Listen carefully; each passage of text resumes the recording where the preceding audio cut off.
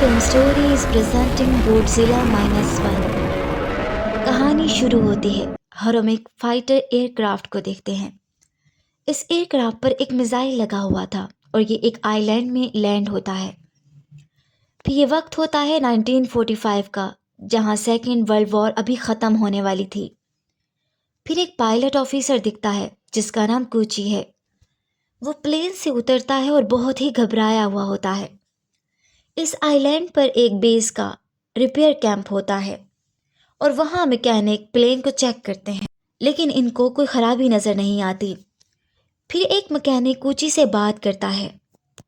Mechanic समझ जाता है कि कूची वार से भाग कर आया है। कुछ बात करके कूची समुंदर के किनारे जाकर बैठ जाता है और वहाँ कुछ किनारे पर मरी हुई मछलियों को देखता है। फिर रात का वक्त दिखाया जाता है कि अचानक से सायरन्स की आवाज़ें आने लगती हैं और ये सभी लोग अपने हथियारों के साथ बाहर आ जाते हैं। इन्हें ऐसा लगता है जैसे इनके दुश्मन ने इन पर हमला कर दिया हो। जैसे ही वो लाइट को समुंदर की तरफ करते हैं तो ये सब देख कर डर जाते हैं कि बहुत बड़ा जानवर जिसका नाम गोडजिला है वो आकर इनके लाइट टावर को तोड़ देता है। और एक आदमी इनमें से कहता है कि मैंने सुना है कि गोडजिला यहाँ समुंदर की गहराइयों में रहता है। सभी लोग अपनी जान बचाने के लिए छुप जाते हैं। वो मैकेनिक कूची को कहता है कि तुम इस पर अपने प्लेन पर लगे मिसाइल से हमला करो। ये सुनकर कूची अपने प्लेन की तरफ बढ़ता है, लेकिन वो अपना हथियार लेने ही वाला होता है कि गोडजिला बिल्कुल इसके सामने आ जाता है। ये देखकर कूची पैनिक हो जाता है और हमला नहीं कर सकता। बाकी मैकेनिक और इसके साथी हथियारों से मॉन्स्टर गोडजिला पर अटैक कर देते हैं, लेकिन गोडजिला बहुत ही खतरनाक होता है। वो एक ही लम्हे में सभी को मार देता है एक एक करके। फिर अगले दिन दिखाया जाता है कि कूची की आंख खुलती है और वो और मैकेनिक सर्वाइवर्स होते हैं। मैकेनिक सारा इल्ज़ाम कूची पर लगा देता है और कहता है कि तुम्हें मैंने गोडजिला पर मिसाइल से हमला करने का बोला था, सिर्फ ये तुम ही हो जिसकी वजह से मेरे साथियों की जान चली गई है। फिर सीन शिफ्ट होता है एक समुद्री जहाज़ पर, जहाँ सारे Japanese soldier second world war में सरेंडर करने के बाद अपने देश वापस जा रहे होते हैं। अब कूची इस बोट में बैठा दिखता है। जैसे ही ये सारे सोल्जर अपने देश जापान में पहुंचते हैं तो टोक्यो को देखते हैं कि वो तबाह हो चुका था। कूची की फैमिली भी इस दुनिया से जा चुकी थी। कूची को इसकी एक नेबर मिलती है। वो इसे कहती है कि तुम जैसे डरपोक सोल्जर्स की वजह से हमारा ये हाल है। कूची इसको कहता है, क्या तुमने मेरी फैमिली को देखा है? तो वो बताती है यहाँ सब कुछ जलकर खाक हो गया है।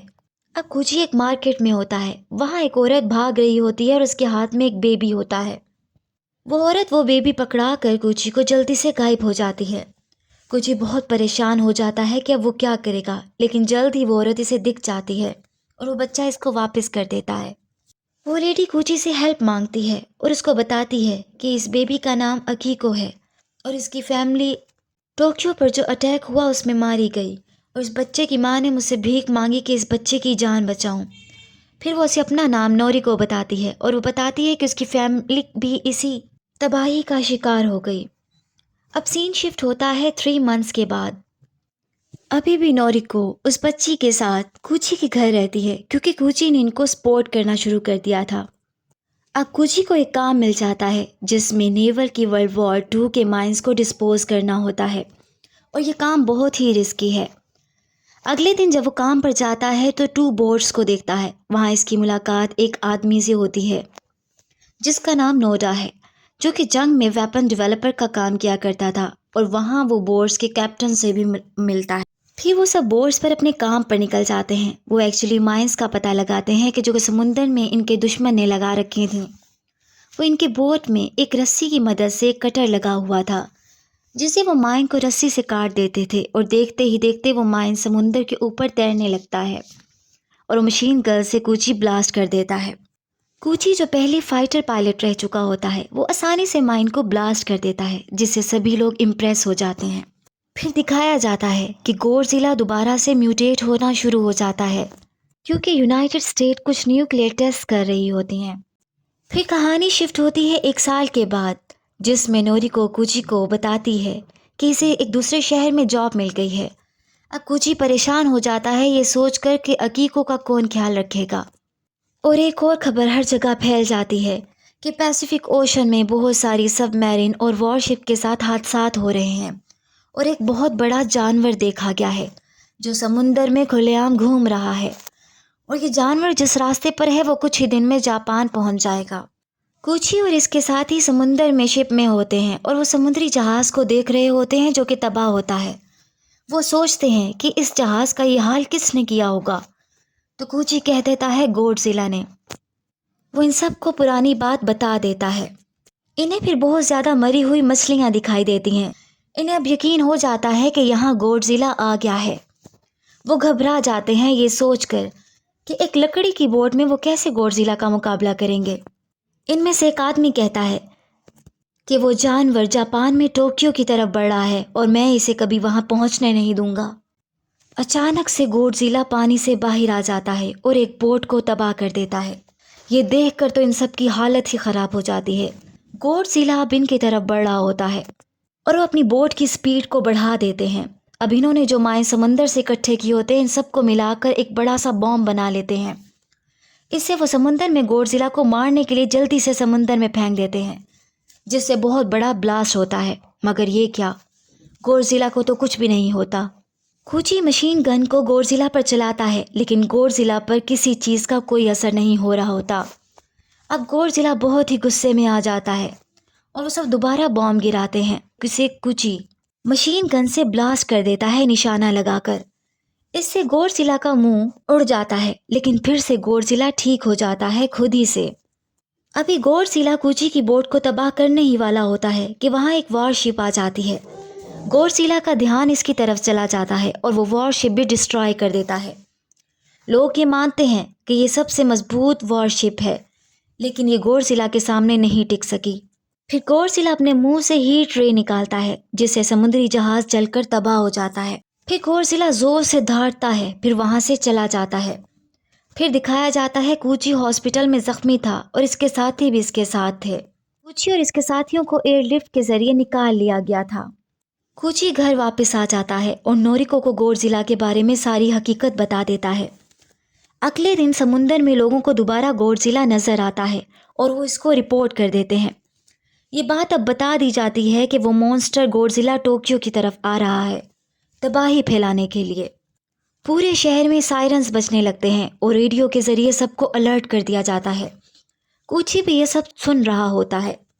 اب نوریکو اپنی جاب کے لیے ٹرین میں دوسری جگہ جا رہی ہوتی ہے۔ ہر جگہ گوڈزیلا تباہی مچانا شروع کر دیتا ہے۔ نوریکو اپنی آنکھوں کے سامنے وہ بہت بڑے مونسٹر گوڈزیلا کو دیکھ لیتی ہے اور نوریکو کو اپنی آنکھوں پر یقین نہیں آتا کہ گوڈزیلا پھر ٹرین کو اپنے منہ میں اٹھا لیتا ہے اور نوریکو اپنی جان بچانے کی کوشش کر رہی ہوتی ہے اور آخر پانی میں کود کر جان بچا لیتی ہے۔ گوڈزیلا وہاں کی بلڈنگز توڑتا ہوا آگے پہنچتا ہے۔ پھر کوچی نوریکو کو بچانے کے لیے وہاں پہنچ جاتا ہے اور ساری فورسز گوڈزیلا پر توپ سے حملہ کرنے لگتے ہیں، مگر لوگ بہت حیران ہوتے ہیں یہ دیکھ کر کہ گوڈزیلا مرتا ہی نہیں، وہ دوبارہ سے زندہ ہو جاتا ہے اور اپنی ہیٹ رے کو چھوڑتا ہے جس سے اپنے سامنے والی چیزوں کو تباہ کرتا جاتا ہے۔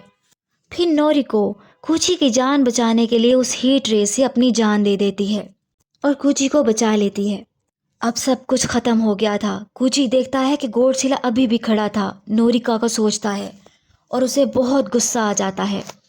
ہزاروں کی تعداد میں لوگ مر جاتے ہیں اور بلڈنگز بھی تباہ ہو چکی ہوتی ہیں۔ پھر کوچی اپنے ساتھیوں کے ساتھ بات کرتا دکھتا ہے۔ کوچی بتاتا ہے کہ گوڈزیلا کو ختم کرنے کے لیے ایک پلان بنایا جا رہا ہے۔ اس کے بعد یہ لوگ ایسی میٹنگ پر جاتے ہیں جہاں بہت سے آفیسرز آئے ہوتے ہیں۔ وہاں پر ایک کیپٹن ہوتا ہے اور وہ مونسٹر کو ہرانے کے بارے میں بات کرتا ہے، لیکن لوگ چلاتے ہیں کہ مونسٹر کو ہم نہیں ہرا سکتے۔ پھر کوچی کا ساتھی سب کو بتاتا ہے اس مونسٹر کا نام گوڈزیلا ہے جس پر کسی بھی حملے کا کوئی اثر نہیں ہوتا، وہ اپنے زخموں کو خود ہی فوراً ہیل کر لیتا ہے۔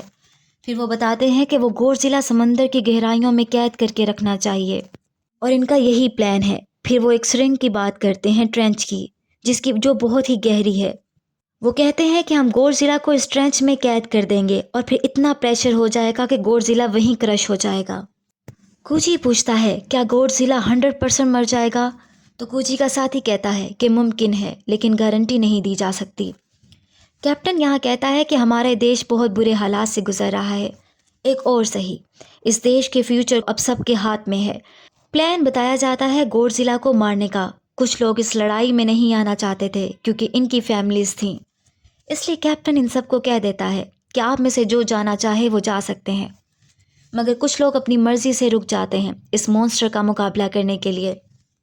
ایک ہوٹل میں کوچی اور اس کے ساتھیوں کو دکھایا جاتا ہے۔ وہاں کوچی بتاتا ہے کہ میں اپنا فائٹر پلین گوڈزیلا کے پاس لے جانا چاہتا ہوں جس سے وہ اس مونسٹر پر حملہ کرے گا۔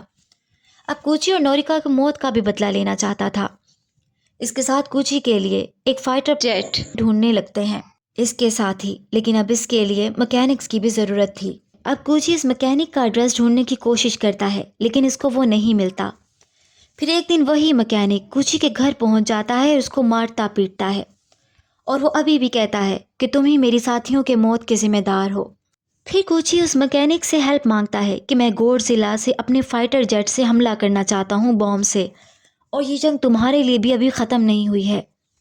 یہ باتیں سن کر مکینک اس کی مدد کرنے کے لیے ریڈی ہو جاتا ہے۔ اس کے پلان کے مطابق تیاری کرنے لگتے ہیں سب۔ وہ سب ریڈنگ لیتے ہیں اور سمجھ جاتے ہیں کہ کل صبح گوڈزیلا ٹوکیو پر پہنچ جائے گا اور انہیں جلد ہی اٹیک کے لیے تیار رہنا ہوگا۔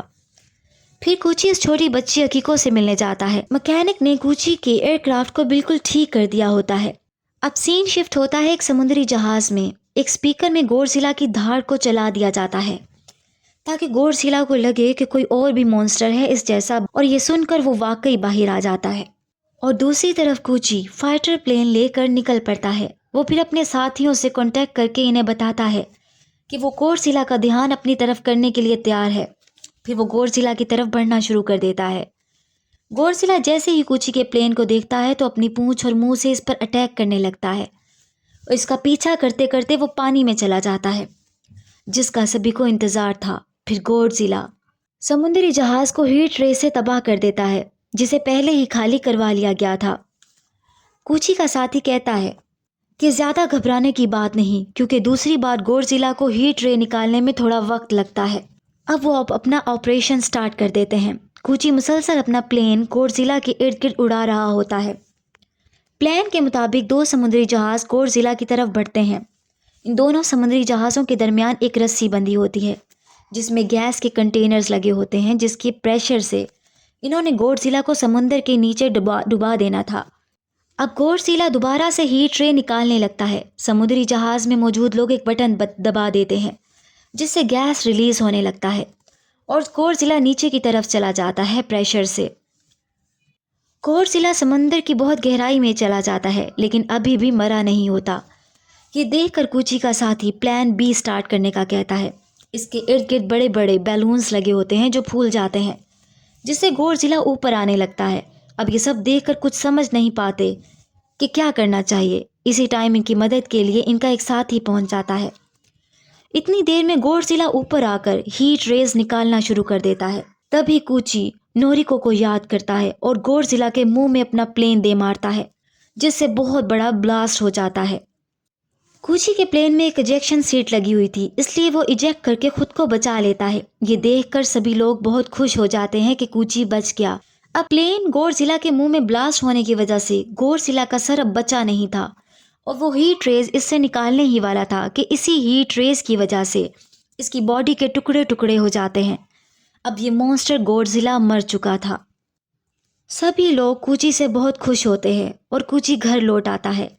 پھر اس کی نیبر اسے ایک ٹیلی گرام دیتی ہے، چھوٹی بچی کو بھی لے کر آتی ہے۔ اس کے بعد دکھایا جاتا ہے کہ کوچی ہاسپٹل جاتا ہے اور وہاں اسے پتہ چلتا ہے کہ نوریکو زندہ ہے اور وہ زخمی تھی۔ نوریکو کوچی کو دیکھ کر پوچھتی ہے کہ کیا تمہاری جنگ ختم ہو گئی ہے؟ کوچی روتے ہوئے اپنا سر ہلا کر اس کے پاس جا کر بیٹھ جاتا ہے، لیکن دکھایا جاتا ہے کہ نوریکو کی گردن پر کچھ گوڈزیلا کے بلیک کلر کے زخم کے نشان ہوتے ہیں۔ دوسری طرف دکھایا جاتا ہے کہ سمندر کی گہرائی میں گوڈزیلا کی باڈی کا ایک حصہ پھر سے ریجنریٹ ہونے لگتا ہے، اور یہیں پر مووی اینڈ ہو جاتی ہے۔ امید ہے یہ آپ کو کہانی پسند آئی ہوگی۔ ایسی مور ویڈیوز کے لیے لائک اور سبسکرائب کریں۔ Thanks for watching.